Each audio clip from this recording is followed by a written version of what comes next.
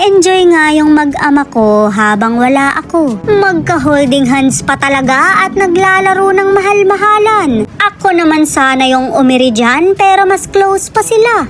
Ring at tinrowing pa ako pero bakit parang may sungay? Nung mga oras nga na to, nag-e-edit pa ako ng vlog ko. Kahit nga nasa bakasyon, work is life pa rin ako. Ganun talaga mare dahil alipin ako ng salapi. Pwede ka bang gumala ng ganito kung wala ka namang pambayad? Pero ang sabi nga ng iba, hindi pera ang nagpapasaya. Tama naman sila, kaya ibigay nyo na lang sa akin. Mare, sasaya ako. May lang yun, marami namang paraan para sumaya. Basta sama-sama kayo, yun ang mahalaga. Lalo na kung walang nagkakasakit, parang mayaman ka na rin. Tapos mare, hindi ka pa niloloko ng asawa mo. Sinasabi ko sa'yo, pinagpala kang talaga. Mabuti pa kayo, yung pamilya ko kasi masaya kahit wala ako.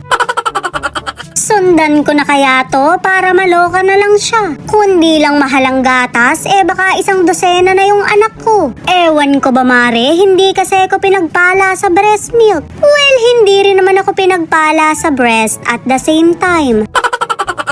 Dinrowing nga ako ng anak ko dahil wala ako dito. Kaso mare, bakit parang may sungay? Abay, tao yung nanay mo, hindi si Hello Kitty. Nag-expect pa naman ako, hindi pala ako yung dinrowing.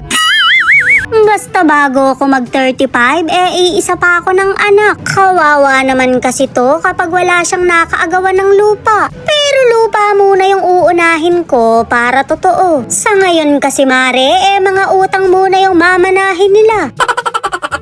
Pero seryoso, iniisip ko rin tong bebe ko. Kailangan niya rin ng kapatid para meron siyang karamay. Paano na lang mare kapag wala na kami? Dadamayan ba siya ng mga panganay na manok ng sugar daddy ko? Mga D-vitamins pa nga yun, dinaig pa siya. Tapos mas close pa kayo ng ama mo. May lang mare, madalang lang naman kami magbakasyon. Sinusulit na ng mag-ama dahil magbabalik eskwela na naman.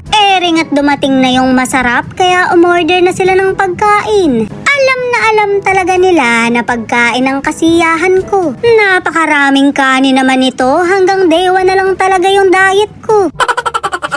Papalubog na nga ang araw pero ayaw pang umakyat ng bebe ko. Magsuswimming pa raw siya, dati yata siyang sirena. Kailangan talaga naming magsipag dahil may anak kaming mahilig gumala. Wala naman akong hilig sa swimming dahil ako lamigin. Pero laging nakakrop top, dati ka bang bugok?